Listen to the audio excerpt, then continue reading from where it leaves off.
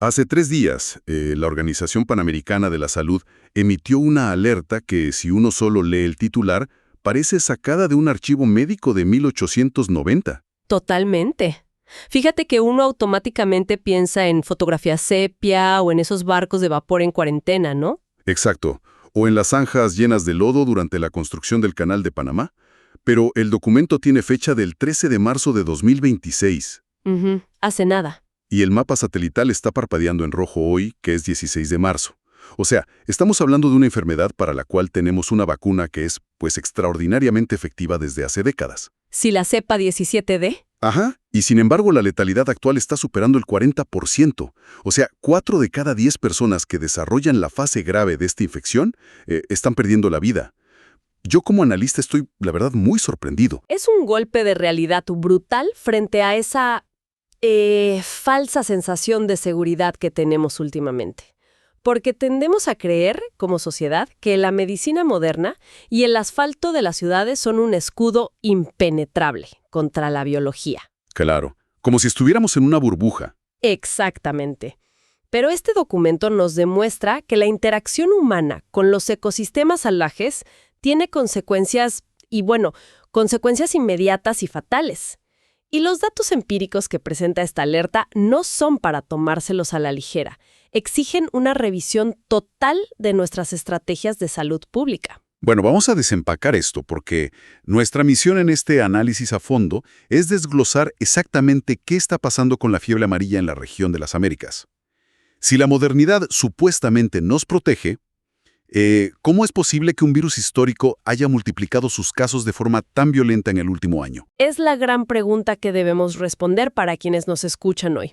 Sí, queremos entender por qué está apareciendo en lugares inesperados muy lejos de la Amazonía profunda y qué herramientas reales, digamos, operativas, existen en los hospitales para frenarlo. Para entender de verdad la magnitud de esta alerta, creo que tenemos que mirar primero la progresión de los números, porque no es solo que haya un aumento, es un cambio de comportamiento epidémico completo. Hablemos de esa progresión, porque el contraste es justamente lo que hace sonar las alarmas. Si miramos el reporte de la OPS, en todo el año 2024 se confirmaron 61 casos de fiebre amarilla en toda la región. Ajá, 61 casos. Es una cifra que mantiene a los epidemiólogos ocupados, claro, pero está dentro de lo que se considera ruido de fondo, ¿no? Lo esperado. Sin embargo, cerramos el 2025 con 346 casos confirmados. Es un salto drástico. O sea, se multiplicó por 5,6 en apenas 12 meses. Exacto. Y lo más devastador, 143 muertes solo el año pasado. Y ojo que el cambio de calendario no detuvo la transmisión, porque las cifras más recientes, que cubren apenas las primeras 7 semanas de este año 2026, documentan ya 34 casos confirmados y 15 defunciones. ¡Wow! ¿15 muertes en mes y medio? Sí. La letalidad se sitúa en un 44%, y esta concentración de casos y muertes está golpeando fuertemente a Bolivia, a Colombia, a Perú y a Venezuela. Es altísimo. Lo es. Para poner en perspectiva este volumen de casos, tenemos que retroceder a años de una altísima incidencia histórica. Hablamos de brotes severos como el de 1966, o brotes a finales de los 90 y principios de los 2000. O sea, hacía más de 2 décadas que no veíamos al virus actuar con esta intensidad en un solo año.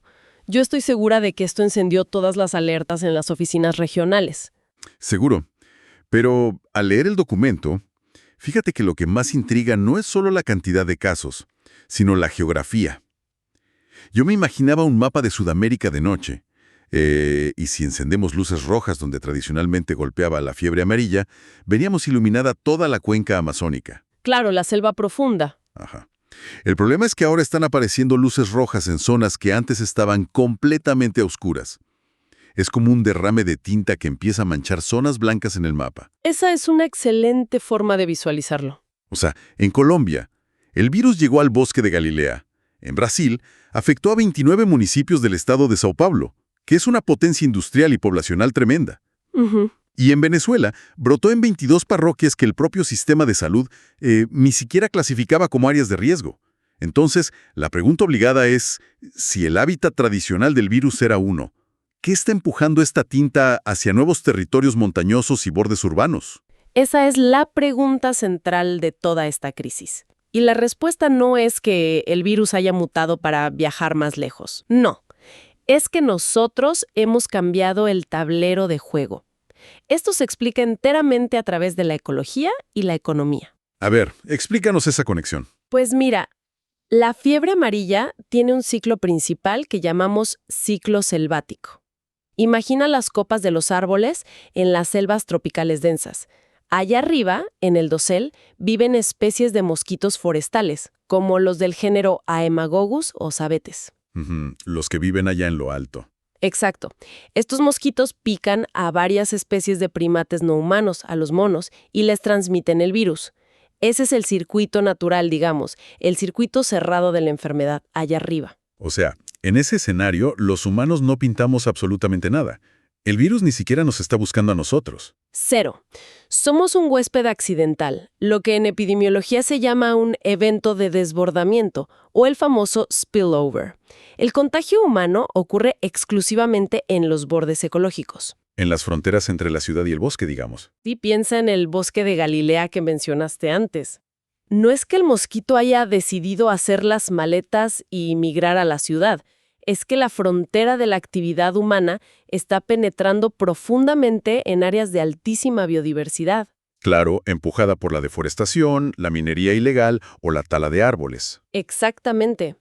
O los nuevos proyectos de autopistas. Estamos metiendo a personas sin inmunidad directamente en la sala de estar del virus. Y a esto, súmale el factor del cambio climático. ¿Que lo altera todo? Pues sí, altera los patrones de lluvia y temperatura, permitiendo que estos mosquitos sobrevivan a altitudes o en latitudes donde antes el frío simplemente los mataba. Fíjate que eso le da un sentido trágico, pero muy lógico, a los datos demográficos que leí en el reporte. Porque el documento detalla que el 89% de los casos en Brasil durante 2025 y el 80% en Colombia y Perú corresponden a hombres. Ajá, la inmensa mayoría. Y además, la abrumadora mayoría sin vacunar. Al principio uno podría pensar, bueno, ¿por qué el virus ataca más a los hombres? Pero claro, si miramos la realidad laboral de la región, son principalmente hombres jóvenes los que entran a talar madera o a abrir caminos rurales. Totalmente. Son los que trabajan en campamentos mineros improvisados o expandiendo la frontera agrícola. Se adentran en la selva, trabajan al aire libre, sudando, son picados por un mosquito infectado que bajó del dosel de los árboles y regresan a sus comunidades llevando el virus. Es una cadena de eventos fatales. Pero lo fascinante aquí es cómo los sistemas de vigilancia intentan adelantarse a este desbordamiento observando a los primates. Los monos actúan como los verdaderos centinelas de la salud pública. Aquí es donde se pone realmente interesante para la audiencia, porque es el clásico concepto del canario en la mina de carbón, ¿no? En la antigüedad, los mineros bajaban con un pajarito porque su sistema respiratorio colapsaba antes que el humano ante los gases tóxicos. Una alerta biológica. Exacto. Si el canario dejaba de cantar, era la señal de evacuación. Aquí los monos en la selva están recibiendo el impacto primero. Es una analogía excelente, pero a una escala monumental, porque cuando el virus alcanza a una población de monos sin inmunidad previa, genera lo que llamamos una epizotia. Que es básicamente una epidemia en animales. Básicamente, comienzan a morir de forma fulminante en la selva. Solo en 2025, para que te des una idea, Brasil confirmó por laboratorio 124 epizootias. Y Colombia confirmó 82 muertes de monos asociadas al virus entre 2024 y principios de este año. Pero a ver, ¿cómo funciona esto operativamente en la vida real? Porque la selva es inmensa. Yo no me imagino a biólogos caminando cada metro cuadrado de la Amazonía buscando monos caídos. No, sería imposible, y por eso el componente social es tan crítico en esto. Hoy en día la vigilancia depende enormemente de las comunidades locales. Imagina un agricultor que entra al bosque a recoger leña y encuentra, no sé, 3 monos aulladores muertos en el suelo. Ajá. Hace 10 años quizá lo miraba y lo ignoraba. Hoy, la directriz es que ese agricultor saque su teléfono inteligente, tome una foto y envíe un mensaje por WhatsApp al promotor de salud rural. Ese simple mensaje enciende una alerta máxima. ¡Wow! La tecnología comunitaria en acción. Así es. Se envían equipos a tomar muestras de los animales y si es fiebre amarilla, se activa inmediatamente una campaña de vacunación de bloqueo en las comunidades aledañas, antes de que el virus siquiera tenga la oportunidad de saltar a los humanos. Es brillante. Es usar la conectividad moderna combinada con la biología forestal. Pero aquí es donde la realidad nos golpea en la cara. Porque a pesar de esos centinelas y de esas alertas tempranas, el virus sigue cruzando el borde ecológico. Lamentablemente sí. Y eso nos lleva al verdadero laberinto de este tema. Supongamos que ese trabajador rural, ese leñador o minero, es picado, se infecta. Pasan los días, empieza a sentirse pésimo y finalmente llega a un hospital. Al leer las directrices clínicas de la alerta, uno se da cuenta de que el médico que lo recibe se enfrenta a una pesadilla logística y médica, ¿no? Totalmente. El primer gran obstáculo para ese médico es simplemente saber contra qué está luchando. El diagnóstico es como un reloj de arena que se vacía rapidísimo. Para confirmar la fiebre amarilla de forma irrefutable, el laboratorio necesita realizar una prueba molecular, una PCR. Como las que nos hacíamos en la pandemia. Exacto, que busca directamente el material genético del virus en la sangre. El problema es que esta prueba solo es útil durante lo que llamamos la fase virémica, es decir, mientras el virus circula masivamente por el torrente sanguíneo. Y esa ventana dura con suerte entre 5 y 10 días desde que inician los síntomas, como fiebre y dolores musculares severos. Claro. Y pongámonos en los zapatos de este trabajador en un campamento minero aislado. Empieza con fiebre un martes, piensa que es una gripe fuerte o cansancio extremo. Intenta automedicarse y seguir trabajando porque no quiere perder su jornal. Muy común en esas zonas. Sí. Para el domingo, al ver que empieza a ponerse amarillo por la ictericia y a sangrar por las encías, recién ahí decide buscar ayuda. Tiene que tomar una lancha, luego un autobús por caminos de tierra. Cuando por fin cruza la puerta de urgencias del hospital regional, pues ya pasaron 9 o 10 días. Y para ese momento, la ventana de la PCR ya se cerró. El virus ya no está flotando libremente en la sangre en cantidades detectables. Ya se instaló en los órganos, destruyendo activamente el hígado y los riñones. ¡Qué desesperante! ¿Y entonces qué hace el médico? Tiene que cambiar de estrategia y pedir pruebas serológicas. Ya no busca al virus directamente, sino a la respuesta del cuerpo, o sea, los anticuerpos IgM que el sistema inmunológico ha creado de emergencia. Suena lógico, pero imagino que hay un pero. Hay un gran pero. Biológicamente, esto introduce una complicación enorme. La fiebre amarilla pertenece a la familia de los flavivirus. En esa misma familia genética, tenemos a otros 2 pesos pesados que circulan exactamente en las mismas regiones de América Latina. El virus del dengue y el del Zika. Exacto. Son primos hermanos biológicos. Son tan parecidos estructuralmente que los anticuerpos que el cuerpo produce se confunden. Esto se llama alta reactividad cruzada. O sea que la prueba se equivoca. Bueno, la prueba rápida del hospital puede dar positivo, pero el médico no sabe con certeza si ese paciente tiene fiebre amarilla en fase crítica, si está sufriendo un cuadro grave de dengue, o incluso si la prueba está detectando los anticuerpos residuales de una vacuna contra la fiebre amarilla que el paciente recibió años atrás. ¿Y cómo resuelven ese empate técnico en el laboratorio de un hospital rural? No pueden. Tienen que enviar la muestra a laboratorios centrales con pruebas altamente especializadas, como la prueba de neutralización por reducción de placas. Vale, detengámonos ahí. ¿Qué significa exactamente eso para el paciente que está ahí, en la cama del hospital, sangrando? Significa tiempo. Y tiempo es justamente lo que no tienen. En palabras simples, los técnicos del laboratorio central, que a menudo está en la capital a cientos de kilómetros, tienen que tomar el suero del paciente, ponerlo en una placa de Petri junto con virus vivo de fiebre amarilla y observar durante días si los anticuerpos logran neutralizar al virus. Es un proceso súper manual y lento. Lento y costoso. Mientras ese resultado llega, el paciente se está descompensando rápidamente en cuidados intensivos. Y la realidad más dura es que no existe ningún medicamento antiviral en el mundo que pueda matar al virus de la fiebre amarilla una vez que la infección grave ha comenzado. Nada. El tratamiento es puramente de soporte. Y aquí es donde encuentro una de las partes más impactantes del documento de la OPS. Las directrices clínicas rompen con muchísimos reflejos médicos que consideramos normales. Tienen una lista de prohibiciones que parecen contraintuitivas. Así es, son muy estrictos con eso. Por ejemplo, te dicen que a pesar de que el paciente está sufriendo una insuficiencia hepática catastrófica, no se le puede realizar un trasplante de hígado bajo ninguna circunstancia. Te dicen que no debes darle profilaxis con antibióticos y que jamás le administres ácido valproico si el paciente empieza a convulsionar. Y cada una de esas prohibiciones tiene una razón fisiológica de peso. Tomemos el ácido valproico, por ejemplo. Es un anticonvulsivo muy común en urgencias, pero es altamente hepatotóxico. Si el hígado del paciente ya está colapsando, inflamado y muriendo por culpa del virus, inyectarle ácido valproico es como, literalmente, arrojar gasolina al fuego. Terminas de destruir el hígado. Lo precipitas a una falla hepática fulminante. El hígado deja de limpiar las toxinas del cuerpo, el amonio se acumula en la sangre, llega al cerebro y causa una encefalopatía que es mortal. Wow. Pero hay una prohibición en particular que me hizo saltar de la silla cuando leí el reporte. A ver, la fiebre amarilla es una enfermedad tropical transmitida por mosquitos que causa fiebres altísimas y hemorragias.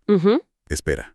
Si es una enfermedad transmitida por mosquitos y causa fiebre y hemorragias, el instinto médico automático en nuestra región sería tratarla como un dengue grave con muchos líquidos. Es lo primero que te enseñan en la facultad. Exacto. Y el primer paso universal para salvar a alguien con dengue grave es inundarlo de líquidos intravenosos, una reanimación agresiva con suero para evitar que entre en shock. Pero aquí el documento dice explícitamente y en negritas que no se aplique fluidoterapia agresiva. Esto va en contra de todo el entrenamiento en la región. ¿Por qué el agua intravenosa que salva vidas en el dengue mata en la fiebre amarilla? Si conectamos esto con el panorama general de las enfermedades tropicales, es un contraste clínico brillante. Y lamentablemente es el error que más vidas cuesta por falta de actualización. En el dengue grave, el virus ataca las paredes de los vasos sanguíneos. Las venas de arterias. Se vuelven permeables. Imagina una manguera de jardín llena de pequeños agujeros. El plasma, que es la parte líquida de la sangre, se escapa hacia los tejidos. El paciente está literalmente secándose por dentro. La presión arterial cae a plomo y entra en shock. Por eso en el dengue hay que bombear líquidos agresivamente, para mantener la presión y compensar esa fuga. Exactamente. Pero, ¿qué pasa en la fiebre amarilla? El mecanismo de muerte es diferente y mucho más destructivo estructuralmente. La fiebre amarilla destruye órganos sólidos. Ataque al hígado, dejándote sin factores de coagulación, que es por lo que sangras. Y ataca profundamente los riñones. Los riñones del paciente infectado fallan rápidamente y dejan de producir orina. Entonces, si un médico aplica el protocolo del dengue y le bombea litros y litros de suero intravenoso a un paciente cuyos riñones ya no filtran ni expulsan líquidos, ¿qué crees que pasa? Pues esa agua no tiene a dónde ir. Exacto. Se acumula en el cuerpo y termina inundando los pulmones. El paciente, trágicamente, muere ahogado por el propio tratamiento médico. ¿Qué nivel de complejidad en serio? Un diagnóstico cruzado erróneo con el dengue y el tratamiento estándar termina siendo letal. Totalmente. Por eso la OPS subraya que si hay falla renal aguda, lo que el paciente necesita es terapia de reemplazo renal continuo, es decir, diálisis de emergencia. Y para la falla del hígado, recomiendan plasmaféresis intensiva. ¿Y eso qué es exactamente? Es usar una máquina para extraer la sangre del paciente, filtrar las toxinas mortales que su hígado ya no puede procesar y devolverle el plasma limpio. El gran problema, evidentemente, es que las máquinas de plasmaféresis y de diálisis no abundan en los pequeños hospitales rurales cercanos a las zonas de desbordamiento selvático. Claro, son equipos de alta complejidad. Todo esto dibuja un panorama sombrío. O sea, si te contagias y desarrollas la forma grave, las probabilidades de sobrevivir son casi como lanzar una moneda al aire, con un 44% en contra de letalidad. Así es. Los tratamientos son increíblemente técnicos, escasos y peligrosos si no se aplican con precisión milimétrica. Y eso nos lleva a la única conclusión lógica de este análisis, que es que el único camino viable frente a esta enfermedad no es tratarla, es evitar que ocurra. Prevenirla desde el principio. Exacto. Y tenemos el escudo protector perfecto, ¿no? Lo tenemos. Es una intervención médica que, irónicamente, contrasta muchísimo con toda la tecnología compleja de diálisis y plasmaféresis que acabamos de describir. Contrasta por su absoluta simplicidad y eficacia. Hablamos de la vacuna contra la fiebre amarilla. Es asombroso pensar que una vacuna que fue desarrollada en la década de 1930 siga siendo nuestro muro de contención principal en pleno 2026. Y es una maravilla de la ciencia médica. Una sola dosis estándar, una inyección subcutánea de medio mililitro, administrada idealmente a los 12 meses de edad, entrena al sistema inmunológico de tal manera que confiere protección de por vida. Eso es increíble. Cero necesidad de refuerzos. Cero recordatorios anuales. Nada, es segura y asequible. Y sin embargo, la cruda realidad que subraya este reporte reciente es que la inmensa mayoría de esas 143 personas que perdieron la vida en 2025 no tenían ningún antecedente de vacunación. Estaban caminando por la selva sin ningún tipo de blindaje. Absolutamente vulnerables. Por eso, la directriz de la OPS es clara y urgente. La meta regional es alcanzar y sostener una cobertura de vacunación homogénea del 95% en cualquier población que viva, trabaje o incluso visite áreas con riesgo de transmisión. Ojo, que esto es un mensaje urgente también para quienes nos escuchan y les gusta el turismo ecológico. Si alguien planea un viaje de senderismo o trabajo de campo en estas regiones, tiene que vacunarse mínimo 10 días antes de entrar a la zona de riesgo. Ese detalle del tiempo que mencionas es vital. No puedes ir a la clínica del aeropuerto el mismo día de tu vuelo a la Amazonía o a San Paulo, ponerte la vacuna y esperar estar protegido al aterrizar. Claro, el cuerpo necesita esos 10 días para procesar el antígeno y generar los anticuerpos neutralizantes. Entrar a la selva el día 1 o 2 después del pinchazo es entrar completamente vulnerable. Así es. Pero hay otro tema aquí que el documento detalla y que resulta fascinante desde el punto de vista logístico y de gestión de crisis. A ver, cuéntanos. ¿Qué pasa cuando hay un brote repentino? Digamos que ocurre una epizootia, se mueren los monos cerca de un pueblo de, digamos, 100,000 habitantes. Y de repente, el Ministerio de Salud necesita vacunar a esas 100,000 personas mañana mismo. Las vacunas a nivel mundial no son infinitas. Claro, no hay un almacén mágico con millones de viales esperando a ser usados. Exacto. Frente a esta escasez global durante emergencias, los epidemiólogos de la OPS y la OMS recurren a una táctica sumamente ingeniosa: el uso de la dosis fraccionada. ¿Dosis fraccionada? O sea, ¿dividir la vacuna? Literalmente, consiste en tomar un vial estándar de la vacuna, que normalmente alcanzaría para una persona con medio mililitro, y dividirlo. Se inyecta solo una quinta parte, apenas 0,1 mililitros por vía subcutánea. Y los estudios demuestran que, en el contexto de controlar un brote explosivo, esta pequeña fracción es suficiente para despertar una respuesta inmune protectora rápida en la población. Pues fíjate que tiene un sentido lógico aplastante. Es como tener un tanque de agua limitado frente a un incendio forestal gigante. En lugar de usar todo el tanque para empapar perfectamente a unos pocos árboles y dejar que el fuego arrase con el resto, la dosis fraccionada permite rociar todo el bosque. Es una analogía perfecta. Ninguno queda empapado, pero todos quedan lo suficientemente húmedos para que el fuego no pueda avanzar. Asfixias la transmisión comunitaria rápidamente. Así mismo funciona. Es la famosa estrategia de vacunación de bloqueo o de anillos concéntricos. Se traza un anillo alrededor del foco de infección activo y se inmuniza masivamente hacia afuera. Y esto aplica para absolutamente todos. Hay excepciones médicas estrictas. A los niños menores de 2 años, a las mujeres embarazadas o a las personas que viven con condiciones como el VIH, no se les puede dar la dosis fraccionada porque sus sistemas inmunológicos necesitan la estimulación completa de la dosis estándar. A ellos se les garantiza el vial completo. Pero para el resto de la población adulta sana, la fracción salva la vida comunitaria. Pero implementar esto no debe ser nada fácil a nivel social, ¿no? Porque el documento de la OPS hace un énfasis inmenso en lo que llaman comunicación de riesgo. Y me imagino que esto viene de una realidad muy humana. Sin duda. O sea, si yo voy al centro de salud asustado por un brote y veo que la enfermera me inyecta solo una gotita en lugar de la jeringa llena que le puso al bebé de al lado, mi primer pensamiento podría ser: ¿me están estafando o el gobierno está ahorrando plata dándome medicina diluida? Y ese es precisamente el talón de Aquiles de la salud pública comunitaria: la desconfianza.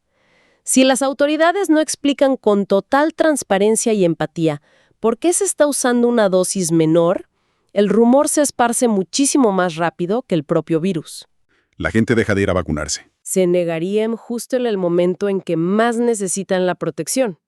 Además, hay un efecto secundario burocrático, una pequeña nota al pie en el documento que complica las cosas enormemente con la dosis fraccionada para los viajeros. ¿A qué te refieres con burocrático? A que la dosis fraccionada salva vidas locales. Sí, es un milagro epidemiológico para apagar el incendio local, pero no cumple con los requisitos del Reglamento Sanitario Internacional para el tránsito de pasajeros o viajes internacionales. Ah, claro. Imagina a ese trabajador agrícola que mencionábamos. Hay un brote en su pueblo, recibe la dosis fraccionada y, bueno, se salva de la emergencia. Un mes después, consigue un trabajo temporal agrícola en un país vecino.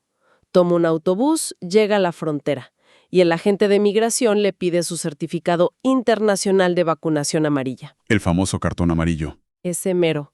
Como su cartilla dice dosis fraccionada, el agente tiene la obligación legal internacional de denegarle la entrada. No es válido para cruzar fronteras internacionales. Wow. Claro, porque el objetivo de la política de dosis fraccionada fue apagar la emergencia de salud pública de hoy en ese pueblo, no certificar la inmunidad a largo plazo de un viajero para el futuro. Exactamente. Es un dolor de cabeza logístico brutal para la región. Te salva la vida, pero te frena en seco en la frontera si eres un migrante laboral o alguien que necesita moverse por Sudamérica. Demuestra lo increíblemente complejos que son los hilos de la salud global. Totalmente. Y bueno, ha sido un análisis intenso, pero creo que es fundamental. Si tuviéramos que resumir el peso de esta alerta epidemiológica, sería que la fiebre amarilla definitivamente no es un capítulo cerrado en los libros de historia médica. Para nada. Está viva, tiene un 44% de letalidad, y la expansión geográfica nos muestra que está colonizando nuevos territorios. Nos obliga a prestar muchísima atención a las alertas silenciosas de los centinelas, los primates que caen en los bosques. Exige que los sistemas médicos actualicen sus reflejos para no confundir su tratamiento con el del dengue. Y sobre todo, subraya que la vacunación masiva es la única manera real de levantar el escudo. Absolutamente. Y fíjate que antes de cerrar este análisis a fondo, hay un último concepto técnico en la alerta de la OPS que merece ser mencionado. Algo que realmente te hiela la sangre si lo piensas un segundo. El documento habla explícitamente del riesgo de urbanización, porque todo lo que hemos discutido hoy es el ciclo selvático, ¿no? La selva derramándose hacia el humano en los bordes. Pero pensemos en el trabajador que se infecta en ese límite boscoso, en Sao Paulo o en las montañas de Colombia, y regresa a su casa en una gran metrópolis antes de empezar a sentirse mal. Y esto plantea una pregunta importante y, la verdad, muy preocupante. Porque en esas grandes ciudades urbanas prospera un viejo conocido nuestro, el mosquito Aedes aegypti. El mismísimo vector que causa estragos transmitiendo el dengue clásico en nuestras ciudades. Ese mismo. Si ese trabajador infectado llega a la ciudad con el virus de la fiebre amarilla activo en su sangre y un Aedes aegypti urbano lo pica en el patio de su casa, ese mosquito se infecta. Luego vuela y pica al vecino. En ese instante exacto, habremos encendido el ciclo de transmisión urbana de la fiebre amarilla. O sea, de humano a mosquito y de mosquito a humano, directamente sobre el asfalto, sin necesidad de selva ni de monos. Exactamente. Es un escenario a gran escala que no hemos tenido que enfrentar en las Américas en muchísimas décadas y que los sistemas de salud quieren evitar a toda costa. Queda una gran reflexión sobre la mesa al terminar de analizar todos estos datos. Quienes nos escuchan pueden darse cuenta de que la salud de los rincones más profundos y remotos de la naturaleza no es un asunto lejano que podamos ignorar. Está íntimamente y peligrosamente entrelazada con la salud de nuestras grandes capitales. Todo está conectado. Totalmente. La frontera entre el ecosistema salvaje y nuestra civilización urbana es hoy en día más delgada que nunca. Sin la barrera inquebrantable de la vacunación y una vigilancia superactiva, lo que hoy ocurre bajo las copas de los árboles, mañana podría estar ocurriendo en pleno centro de nuestras ciudades. Cerramos así este análisis a fondo, agradeciendo como siempre el espacio para desglosar esta realidad tan urgente. Un gusto compartir estos datos con la audiencia. Hasta la próxima.